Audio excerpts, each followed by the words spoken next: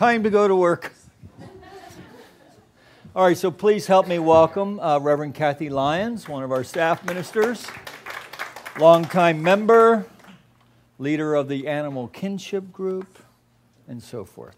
All right, so let's take a deep, conscious breath. Just release it, exhale, allow ourselves to just release the cares and concerns of the day, even the week, and allow ourselves to surrender to this eternal now moment as we come together for our call to service, which we call lighting the flames of faith. And we perform this ceremony to promote the universal consciousness of life, which acknowledges that all peoples, all faiths, all sentient beings come from the one great universal presence, which we call Spirit. Now, fundamental to this truth is the unifying nature of all religious thought and experience, which we honor here this morning. So as Reverend Kathy lights the first candle, it's for the Tao, honoring the universal path of harmony and equilibrium, the natural way. We light the second candle for shamanic traditions, honoring the beliefs and practices of all indigenous peoples, the way of primal spirituality. We light the third candle for Hinduism, honoring the path of knowledge, action, and devotion. We light the fourth candle for Judaism, honoring the ethical path of living by sacred law. The fifth candle we light for all forms of Buddhism, honoring the Four Noble Truths and the path of compassion.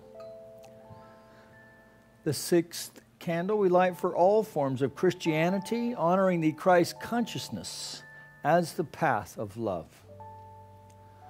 We light the seventh candle for all forms of Islam, honoring the path of submission to the will of God as the highest calling.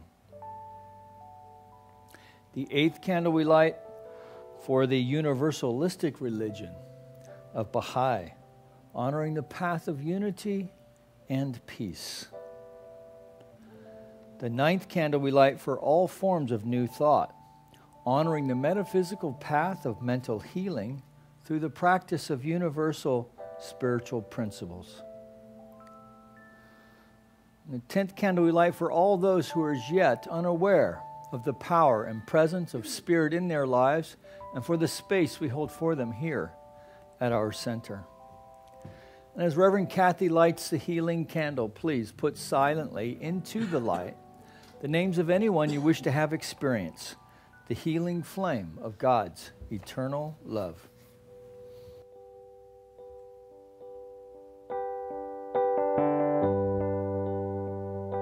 In this moment, in this place, I remember who I am,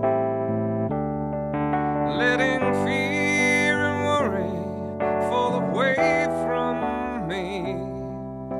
I open my eyes and I see there is only love.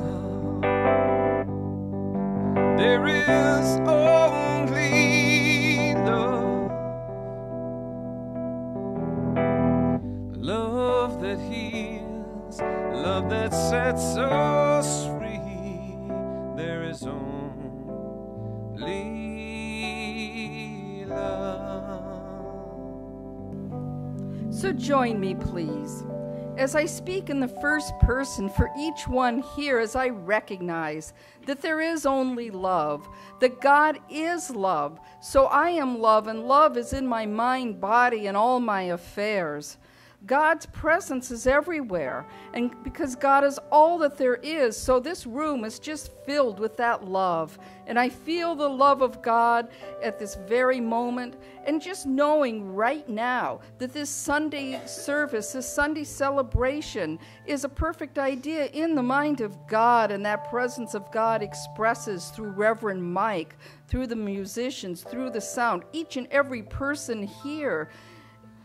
I just see the face of God, and as I look in everybody's eyes and see through the eyes of love. And so this is a loving room, a loving place where I just feel so enlightened, loved, and uplifted.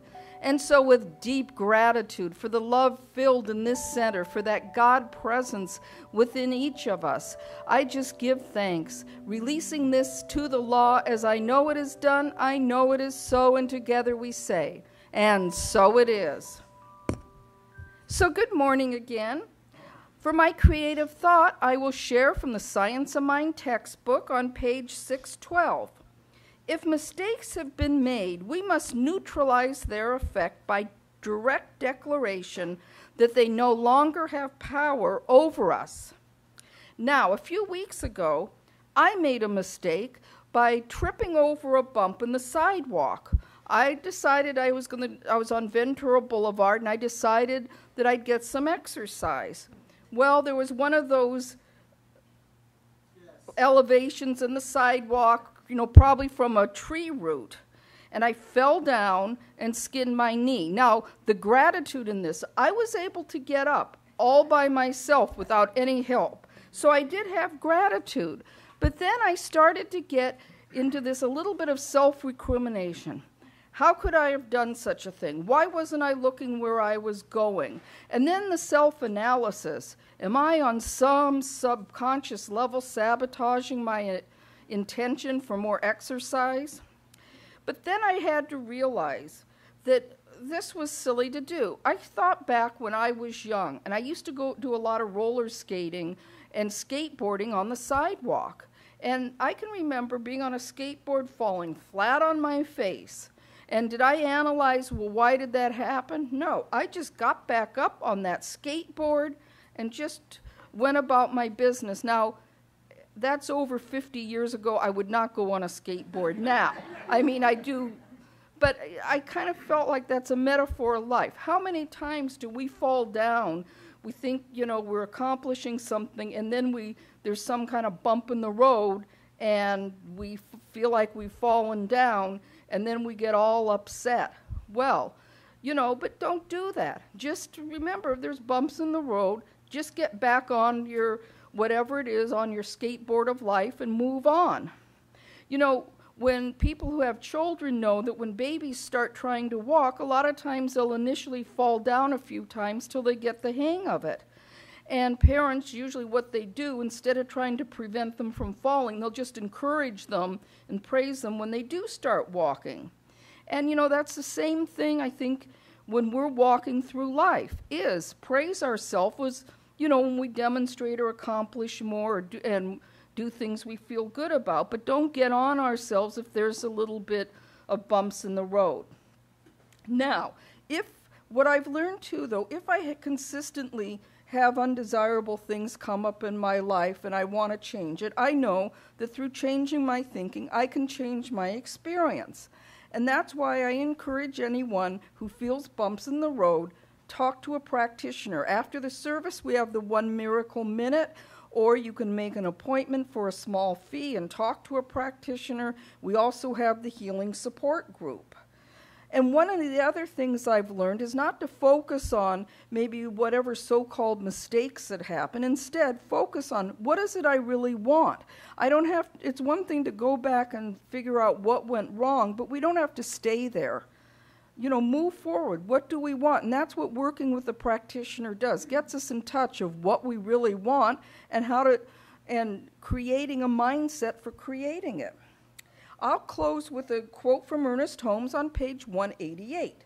Train yourself to think what you wish to think, be what you wish to be, feel what you wish to feel, and place no limit on principle. And so it is.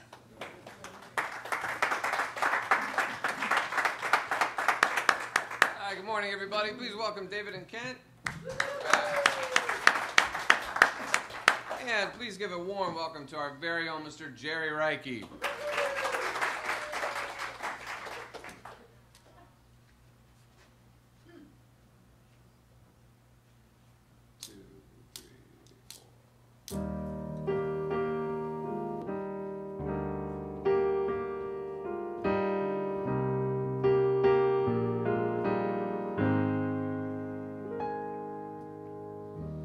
One power, One power, one power.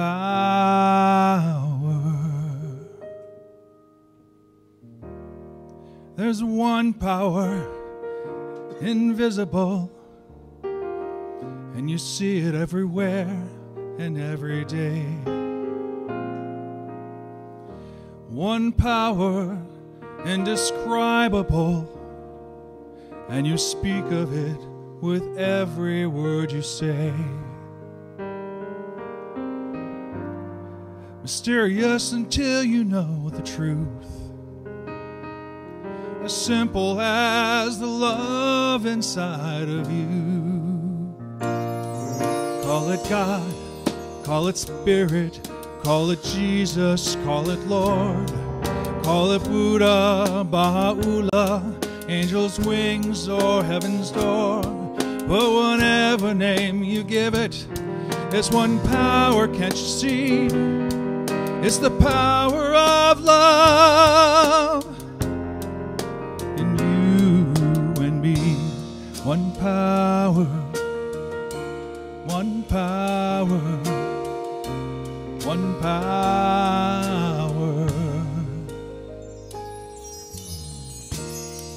We speak so many languages, have different clothing, different colors, different names.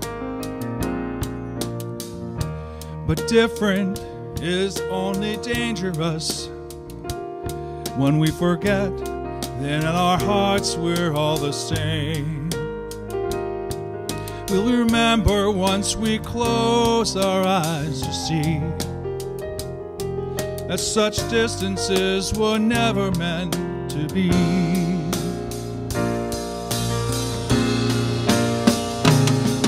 Call it God, call it Spirit, call it Jesus, call it Lord, call it Buddha, Baha'u'llah, angel's wings or heaven's doors. It's Muhammad in your mind, it's your soul, it's your sign, it's the universe, it's music, Mother Earth or Father Time. But whatever name you give it, it's all one power, can't you see? Whatever name you give it, it's in the very air we breathe. It's the power of the love in you and me. One power, one power, one power, that's what we are. One power, oh, one power, one power's what we are. It's the moment of creation, it's an everlasting peace, it's the freedom of forgiveness, it's the sweetness of release, it's the joy of inspiration, it's the sunshine on your face, it's the birthright of all nations, it's the boundlessness of space, it's the beauty of a baby, the serenity of sleep, it's the anger you abandon, for it's love that's most deep. It's one power, oh, one power, oh, one power, that's what we are. One power, oh, one power. It's the power of love that lives forever in you and me. Oh, it's the power of love that lives in you and me.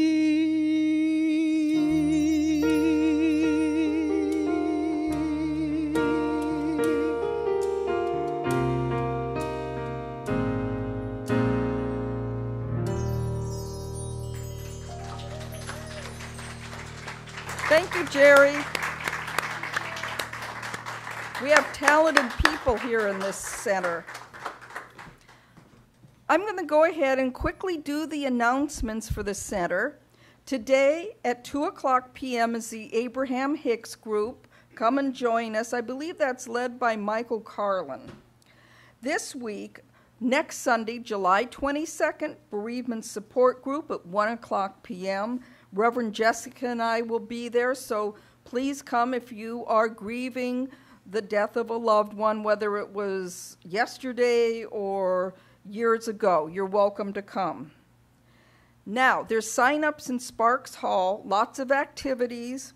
There's Divine Dining #1, barbecue and pool party. Limit 25 people, so if you're interested, sign up. And let's see, please make your payment as soon as possible so we know how much food to purchase. So sign up if you want to go. And then Summer Tai Chi with Nancy Shriver. I'm going to that August 1st to August 22nd, 9 to 10 a.m. Mindfulness Workshop, 8 Tuesdays, August 2nd to September 20th, and details coming soon. So we have lots of things, so you won't be bored if you belong to this center. Coming soon is like right now. Oh, okay, great. Come on. Hi, good morning. So my name's Christine Velasquez. I'm the one that will be facilitating the 8-week mindfulness class. Thank you. So this particular class, just so you know, is an evidence-based course, meaning that it's been researched and proven to help with the treatment of things like anxiety and depression and chronic pain because of the mind and body connection being so real. With that, I'm actually going to be inviting one of my close friends and colleagues, Dr. Helen Sityan, who's a licensed clinical physical therapist and a certified yoga instructor. I myself am a licensed clinical social worker and a certified cognitive behavioral therapist. So my focus is more on the mind. She'll be incorporating more things to help us work with our bodies. It's a great course. It really teaches some really practical, easy to follow things that you can incorporate into your daily lives, especially as Angelinos. I know we have a lot of demands on our schedule, and so we don't always have the luxury to escape to a retreat or meditate for hours on end. So it's a really great program. I do it myself. I wouldn't be teaching it if I didn't think it helped me and the clients that I've worked with. But again, so that starts next month. It's going to be Thursday evenings, and sign up in Sparks Hall. And I encourage you to sign up as soon as possible because I do try to keep the group kind of intimate so that I can address people's questions and special needs. So it's not a big group. It's meant to be a small group. So sign up. All right.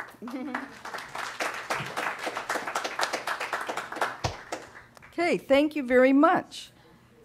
So now let's stand for our Declaration of Principles. We believe in one universal spirit manifesting through all, natural and incarnated in us. We believe that the universal spirit is personal to and reveals itself through everyone who recognizes its presence. We believe our faith operates upon a law of mind, which automatically manifests in our experience according to that faith. We believe in the unity of all life and the immortality of the individual soul forever expanding. We believe in the eternal goodness, the eternal loving kindness, and the givingness of life to all. I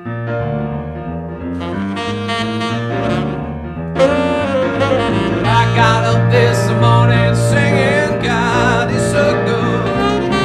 I got up this morning singing, God is so good.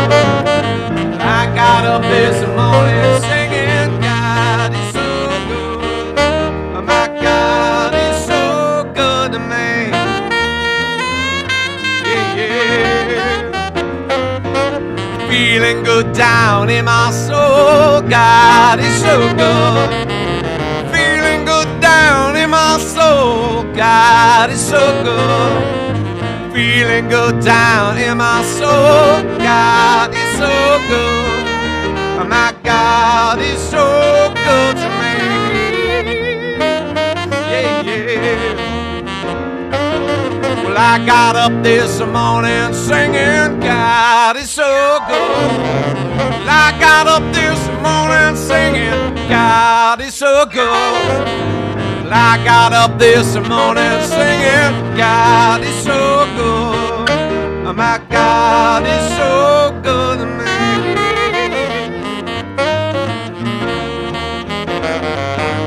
Feeling good down in my soul, God is so good. Feeling good down in my soul.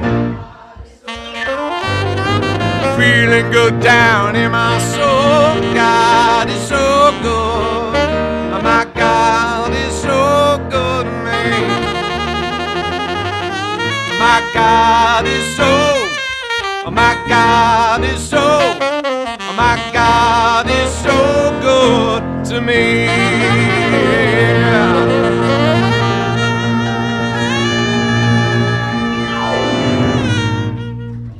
All right. Well, that'll get you going. So let me just give a couple plugs. The barbecue thing, you need to go to that because it's fun. Marcy's and Jose's place is set up really nicely for this. There's lots of covered patio area. The pool is nice. There's like 2 or 3 barbecues, lots of seating. So it's a great place to mix and mingle, and particularly if you're relatively new to the center, it's a great way to get to know people outside of here. Because here you're on your best behavior, I know. The other thing is the mindfulness class. How many took the mindfulness class with Christine before? Yeah, so I got a lot out of it, and I know that anyone, if you're looking to learn how to meditate, establish a meditation practice, to play around with it and experiment with it. So there's all different kinds of types of meditations that she introduces us to, and if you have friends who are looking for a more secular approach, so this is not this is a mindfulness meditation, which is a much more secular approach to things. And that's by design so that we can invite folks from outside of our center to come check us out. And then while they're here, maybe they'll see something they like and want to come back. So it's a great class. And of course, Dr. Maureen's class is continuing. Her first class was last week and got off to a good start. So that's continuing this Wednesday. So there you go. Lots of stuff to do, so nothing happens, then everything happens. That's so we took June off and kind of just collected our breath between what goes on in our own schedule, but also with graduations and everything else that was going on. So here we are, back into the summer schedule. So, and today we're exploring the consciousness that heals and how to attain it. So, I would say a better word for that might be how to cultivate it. Because the fact of the matter is that it's already available to us. And we're going to explore how that is so. And we're sticking with this theme that we're exploring for the month of July on when Ernest Holmes says this, that there is a place where our physical bodies begin and leave off, but the mind has no such limitations, and our thoughts penetrate everything around us. Our thoughts, feelings, and emotions, our faith and fears tend to make an imprint on our environment. Now, this is kind of a big deal, really, because for those of us who've grown up in science-based thinking, imperial thinking, we have grown up thinking that we are separate from everything else, that our mind is just an activity of brain. That's just, which is, on one hand, is true, right? So they can map it, they can have all kinds of technology now that show which parts of the brain are activated and so forth, but that is an activity of brain. they still do not really understand how mind itself works. Right? And science has also determined that we do, all of us, have a field. We do have an energy field to us. This is not new to anybody, right? So they can take thermal imaging of us, for instance, and see that, our energy field extends beyond the skin, and that some people who are experienced meditators can actually extend this energy field out from their bodies, which is pretty trippy. So what we are saying in this teaching, because we're not bound simply by the things that we can measure, right? Although we do demonstrate the power of the divine through spiritual mind treatment, we know that there's a lot more going on here than meets the eye, right? Which is what all faith systems are claiming, right? By the way, we just have different opinions as to how that may happen. But what we're knowing is that there's a one infinite power and presence expressing through all of it and through all religious thought, through all of thought itself. In fact, it is thought. It is mind, right? Expressing itself as a universal power in, through, and as all of it. In fact, our life is an expression of this infinite power and presence of life. So when we are considering this idea of a consciousness that heals, what are we thinking about? What do we mean by that? So the short version is that we are returning to our right mind. Presuming we have a right mind. No. So we're returning to our right mind. It is coming back to center. It's remembering who we are. Right? It is being the change we want to see in the world. It is knowing the truth with the capital T. So in the science of mind, we do have a few phrases that we use that help us anchor into knowing this kind of stuff.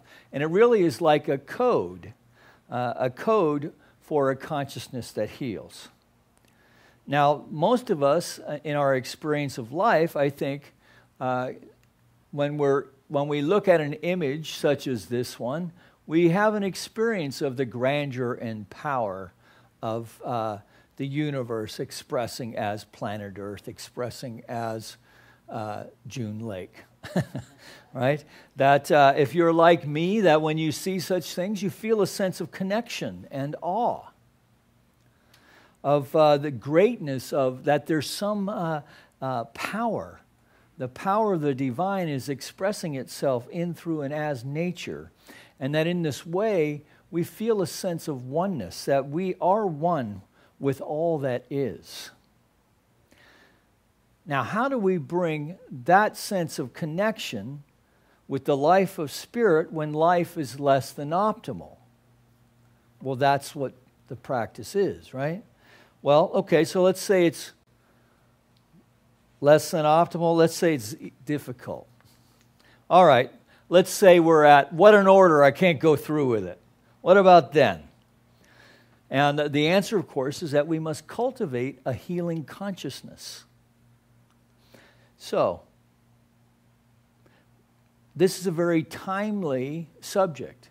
For as we look out into the outer world, we see all kinds of things going on. We have all kinds of measurements even though we collectively as a race, as a species, are moving forward, inching forward in our expression, in our humanity, we still see there's a lot of work to do.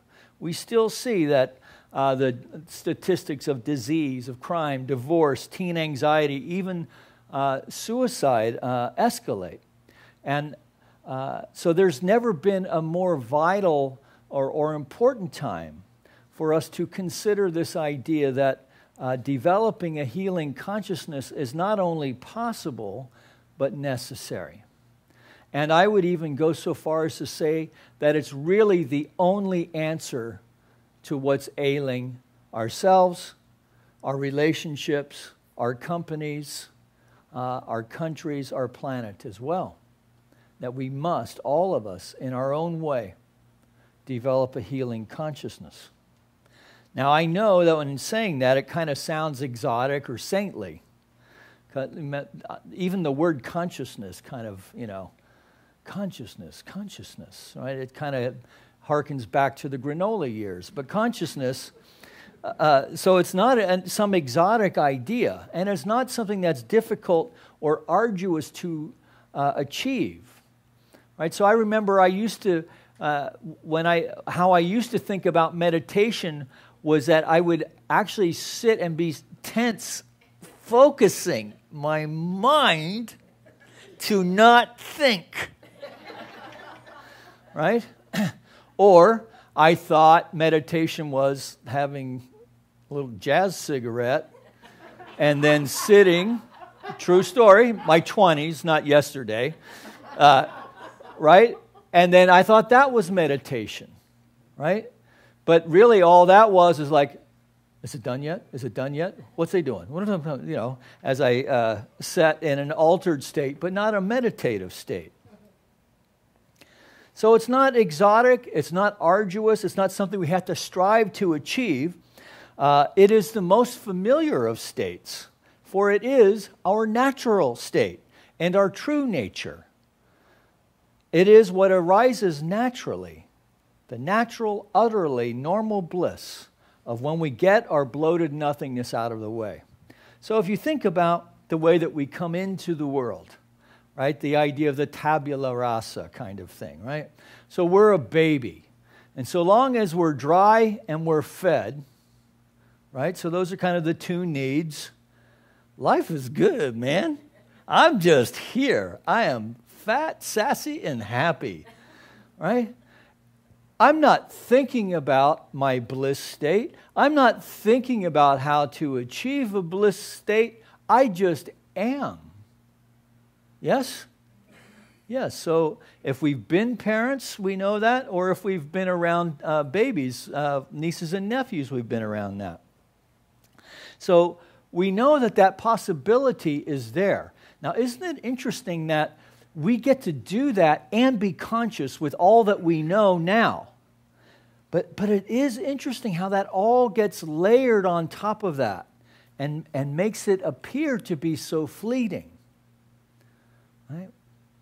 And again, that's where the work is. That's where the practice is. So, when we are feeling less than optimal or even really in the soup, when we're feeling more month than money, when we're feeling, when our body is not operating at an optimal way, right? That when it becomes difficult just to get up, something we did, like you said, skateboard to, oh my gosh, I hope I can get up, right? Whatever our concerns are about life, whatever, how tied in we are to what's going on, and if we're really hooked into some kind of ain't it awful consciousness, ain't it awful thinking that's keeping us bound and stuck, we have tools available to us to move us from where we are to where it is that we want to be. And there are powerful phrases or slogans for getting back into our right mind and out of whatever nightmare we may have temporarily experienced. So these slogans are things like we say the truth, knowing the truth, embodying the truth, regardless of what's going on around us. So what do we mean? What's meant by knowing when we speak of knowing the truth? Well, it's not simply mentally affirming, though that's a good first step. It isn't wishing or hoping either, though those feelings may prompt us to explore and deepen our practice of peace. So that when we say know the truth, it means that we get into a consciousness of what is true. And it means to fully inhabit the reality of truth, which is defined in the Science of Mind glossary. It is this, that which is. It is the reason, cause and power in, through, and as everything. It is birthless, deathless, changeless, complete, perfect, whole, self-existent, causeless, almighty, God, spirit, law, mind, intelligence, and any and everything that implies reality. Now, this also implies that we understand that thought is a lot more than we think it is. Thought is a lot more than we think it is. And dovetailed to that notion is the idea that our consciousness is all that we think. Our consciousness is all that we think. So it's not enough to go all Happy Gilmore and think happy thoughts and go to our happy place and just think positive thoughts if we have deeper underlying mental states that stymie the embodiment or really owning and knowing the truth. That truth with a capital T is the very presence and power of the divine itself. So, in considering such things, I was playing around with the idea of an iceberg. I wanted to introduce these like cold climate pictures, given it's mid-July. Are you feeling cooler already? Yeah. Yeah, so icebergs. I didn't know that. You know there's an iceberg alley off of the coast of Newfoundland? Yeah. I don't think the guy who drove the Titanic had heard about that, but there you go. So, using the image of iceberg, we see that there is beauty above the water. Yes?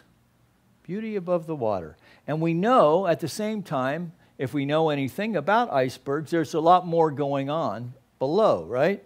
And in fact, we know that the science behind this is that 2/3 of the iceberg actually lies below the surface. So something like this. So using this metaphor of iceberg, we see that there's the surface berg, and then there's the bit that's underneath, but it's still only what?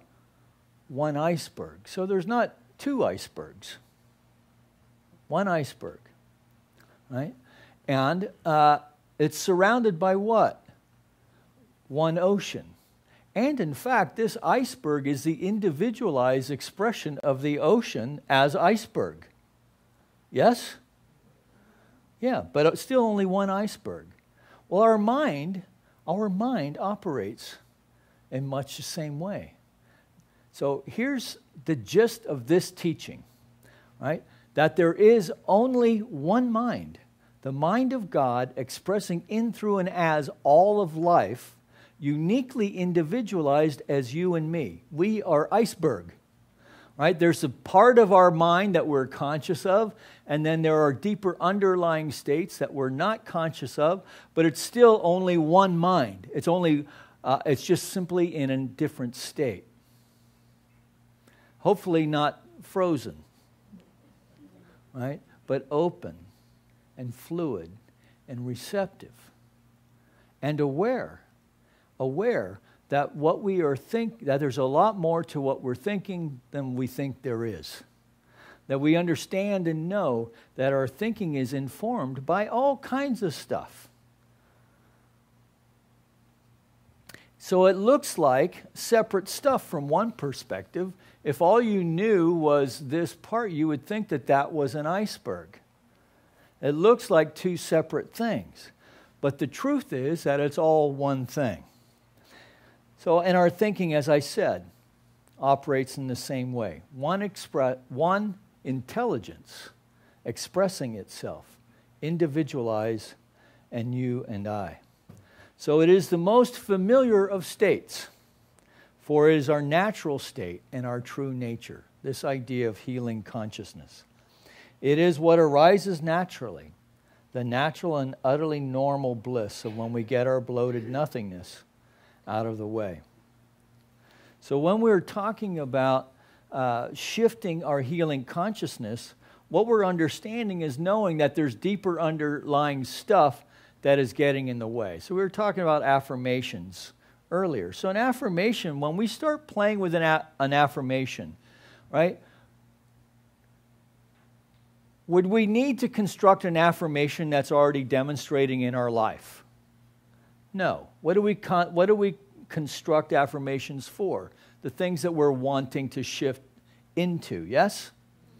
Okay, so that is, so it appears to be, when we're first using affirmations, they appear to be kind of false, particularly if you're really working the edge of our thinking and wanting to invite something really wonderful and new into it.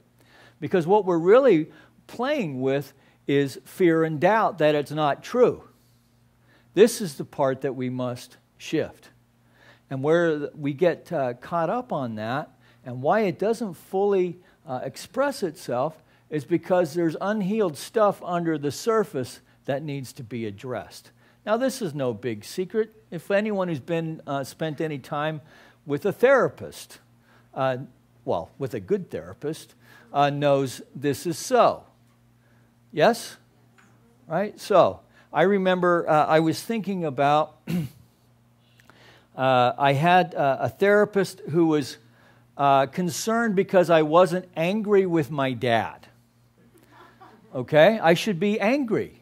And I'm like, but my dad was a good guy, you know. He raised all these kids. He was in the Air Force. He came from Ireland. You know, the whole story of our family and my dad and the image that I had. And he goes, yeah, but you also said he used to take a strap to you and whoop you. Would get so enraged that he would go run down the hallway, windmilling behind you with the belt behind you. Right? When you were 5. That's abuse. What's that? But back then it wasn't. Well, yes.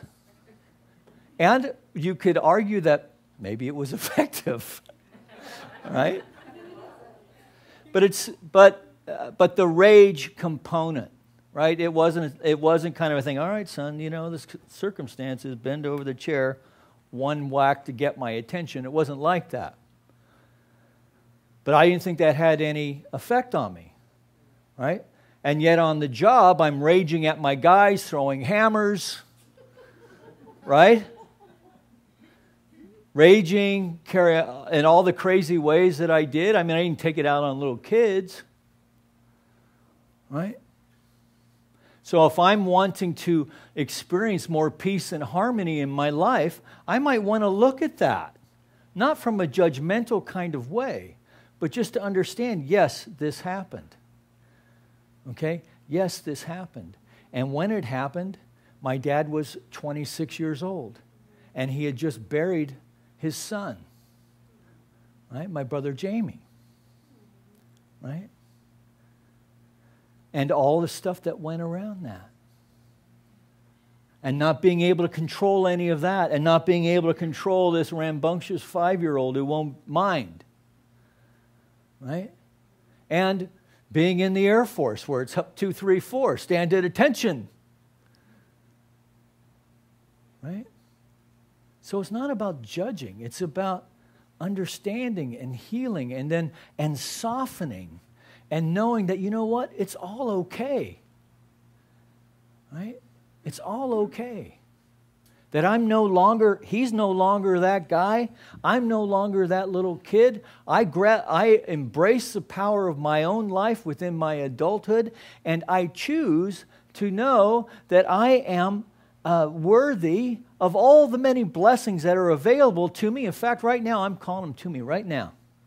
Because my consciousness in this area has been healed. And in fact, that I haven't thought about that in ages, years. And I could go down the list within my own life, just as you are, I know, right now. Right? That there are these little places, these little chinks in the armor that have not been downloaded by ourselves. We didn't consciously choose to put them in there, but they're there just the same. Right? From whether it's family, from school, from society, from a national identity, to consumer stuff that makes us crazy with buying, using up all the stuff until now we have, Now we don't even have any icebergs because nothing's cold anymore. Wherever we're headed. Yes? And as each one of us does the healing within our own life, what happens? We move from where we were, knowing this affirmation is the truth of our life, because that's the first step, right? That our thought is impressing itself upon a law of the universe itself that's saying yes, and then the power as law, because it only knows to say yes, right? Then supports the demonstration, which is the healed consciousness. And in many ways, what is happening when we heal this stuff is that the universe can then provide it, not because it wasn't always there, but because now we're receptive of it, because we understand it's ours, always was. Right?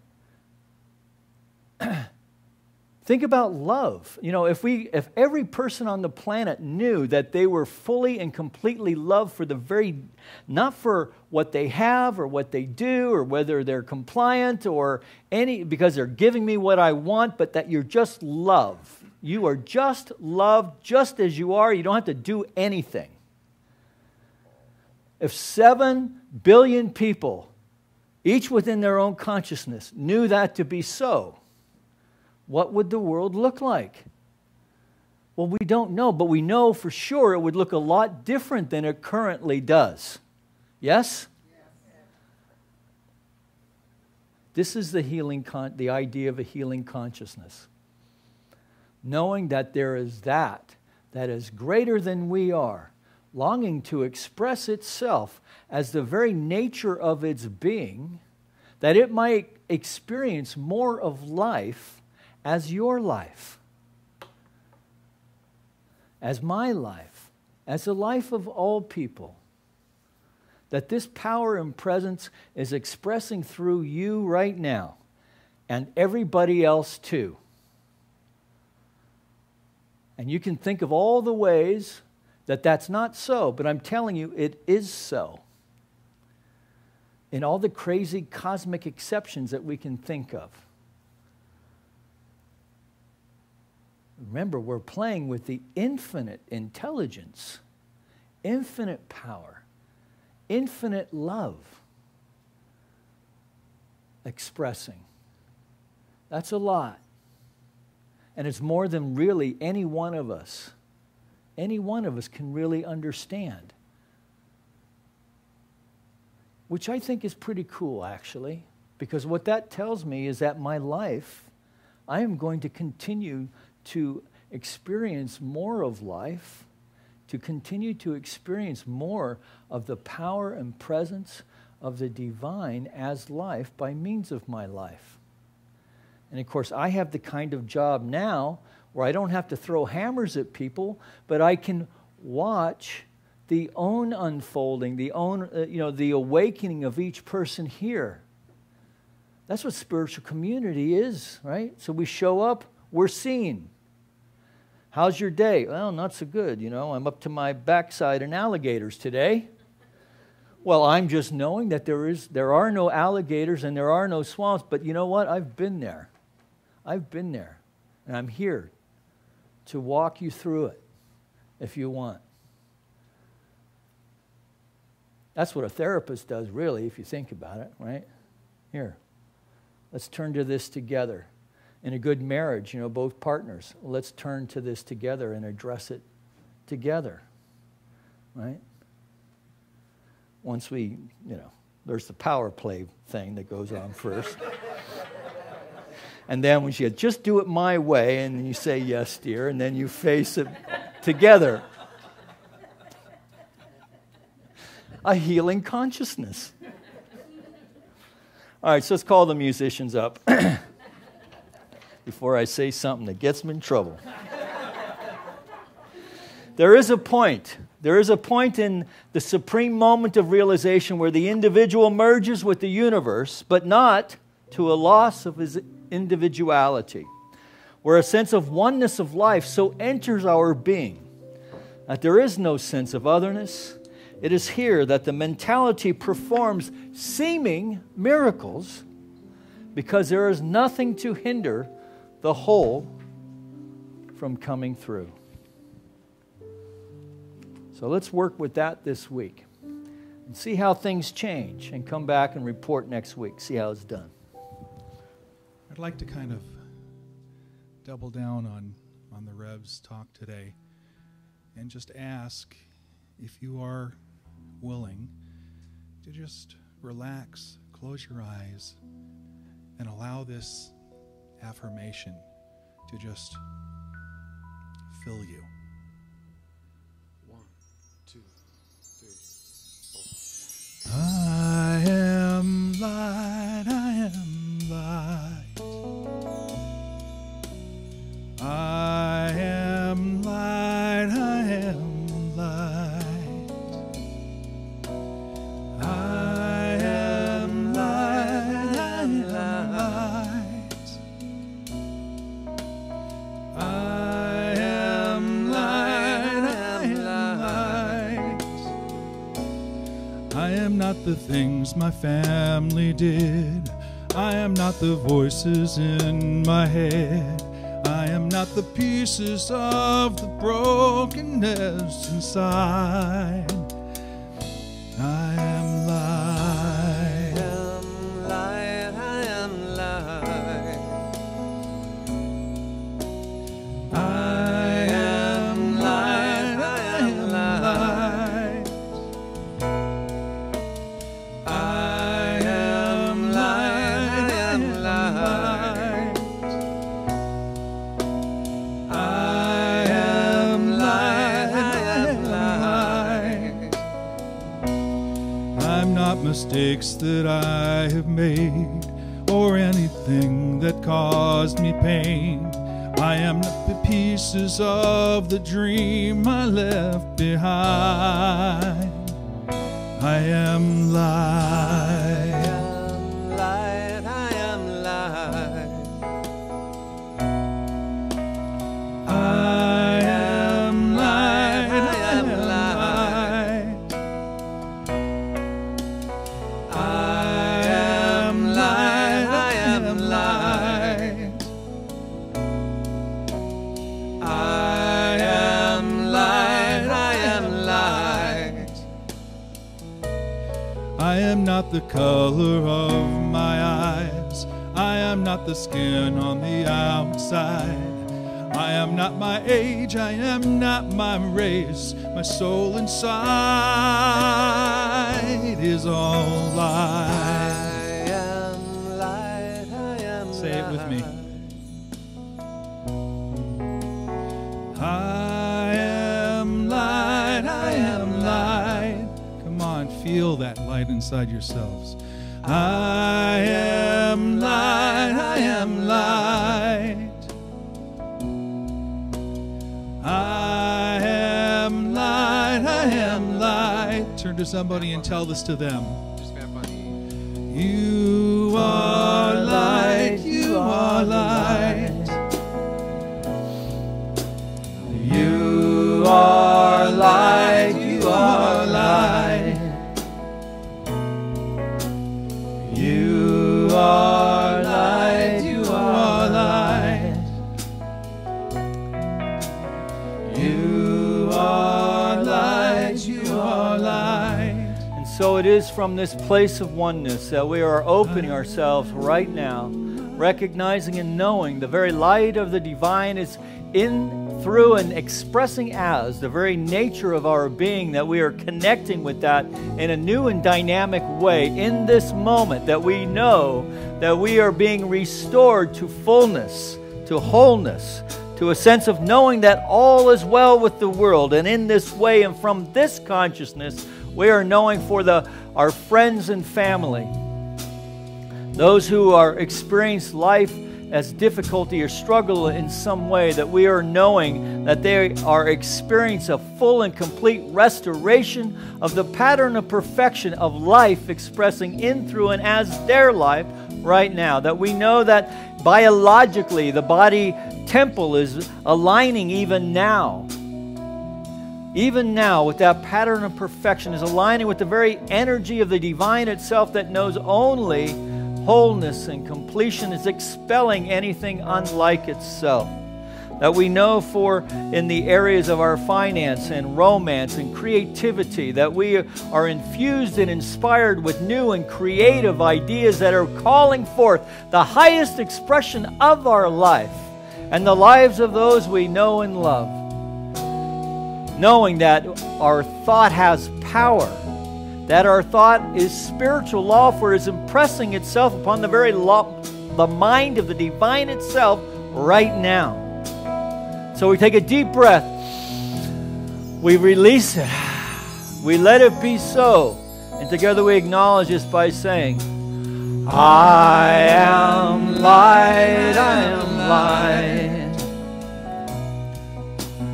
I am light, I am light. I am light, I am light. I am light, I am light. I am divinity defined. I am the God on the inside. I am a star, a piece of it all. I am light.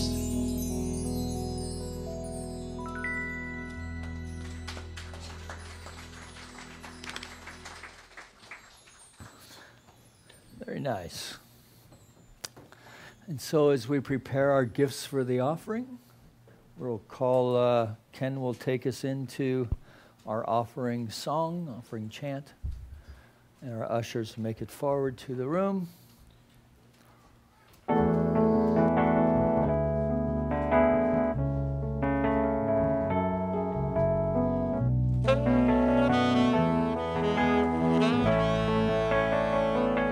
Spirit gives through me, Spirit receives through me, Spirit lives and breathes through me. Spirit lives and breathes through me. Spirit gives through me, Spirit receives through me, Spirit lives and breathes through me. Oh, Spirit lives and breathes through me.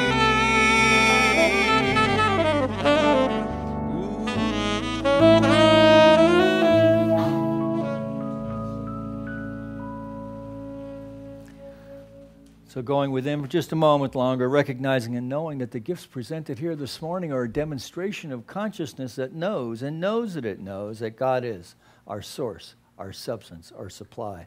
And so from the generous heart from which these gifts have been offered here this morning, we, representing the heart of this spiritual community, accept these gifts with deep appreciation, love, and respect, as we know together they go forth to heal, to prosper, and to bless the life of each one here this morning, that we extend these good tidings to our friends in our community of Granada Hills, our city of Los Angeles, our state of California, our United States of America, all of its churches, temples, mosques, the schools and universities, the people who attend them, the people who support them, for our planet as well, that we know that all of it is an expression from the very mind of the divine itself. And to the extent that we know this to be so, we see it demonstrating in all ways great and small. This lifts our heart. We feel a sense of grace and power that propels us into ways of spiritual living that not only raise ourselves, but take others with us, and that's a good thing. And together we acknowledge this by saying, and so it is. So please help me thank lovely Rita. Nothing can come between us. And Miss Chloe, thank you for your gift of service this morning. And we do have some kids. Whoo, look at that. That's some nice threads you got there, Ayana. Very nice. Okay, so I'd ask you if you're lonesome, but it hasn't been long enough yet. Our teens are in camp today. First day in camp. Yeah, so how you doing? Not so good. No? Why? Mostly because I just, Tell Rev Mike all about it. well, I mostly play with Johnny, so I get kind of bored now. But the good thing is my brother left the Switch home and I never get to play it, so I played on it. So you take the good with the bad. Yeah, good. All right. So what'd you do today in youth? So today we did affirmations with jump rope. And basically we spelled out our name with when we're jumping. And we had an affirmation every letter of our name. My name is Janie, Jaynee. I am joyful. I am amazing. I am young. I am nice to others. I am energetic. I am excited. That's really cool. So are you going to use that every day? Start your day out by saying that? Yeah. So tell us how it works this week, next week when you come back. All right? Next time we see you. That's cool. Maybe we should try that. Nice job, Janie. Hey, Mike. Hi there. Hi, everybody. We made a butterfly. And we read a book. And we read a book. And the book is called Wings of Change. And there was a saying on the back that says, as the world turns, so do you. When you change for the good, the world does too. When you change for the good, I can touch the sky. Very nice. All right, thank you. Thank you. Thank you, parents, for getting your kids here. It's always nice to see them. And we're just knowing for our teens that they're having a blast. It takes like a day or two to kind of get into it. So Greg and Mary, you guys remember Mary? They're with our teens right now. So we're knowing they're having a good time too, or that they will be soon, like in about whenever bedtime is. All right. All right, so let's invite our practitioners and ministers to circle the room. Thank you all for being here today. It's always great to see you. And Reverend Kathy will pray us out. Thanks again to Jerry. Yeah, let's give Jerry some love. And thanks to the band. Great job today, fellas. Thank you. So join me, please, as I speak my word in the first person for everybody. And as I recognize this beautiful power, this beautiful intelligence, which is God, and that God is love, and because I am one with God, that I am one with this love, that I emanate love, I embody love, and I receive love. I see everything through the eyes of God and through the eyes of love, and because I love myself unconditionally, I love everybody unconditionally. I know right now that my world is just filled with love, and that love is everywhere present in this room and through this week and through with everything that I do. And so I am so grateful, I am so thankful and appreciative for this loving service and this loving life. And so I release my word to the law as I let it be so. And together we say, and so it is. Please stand for the peace song.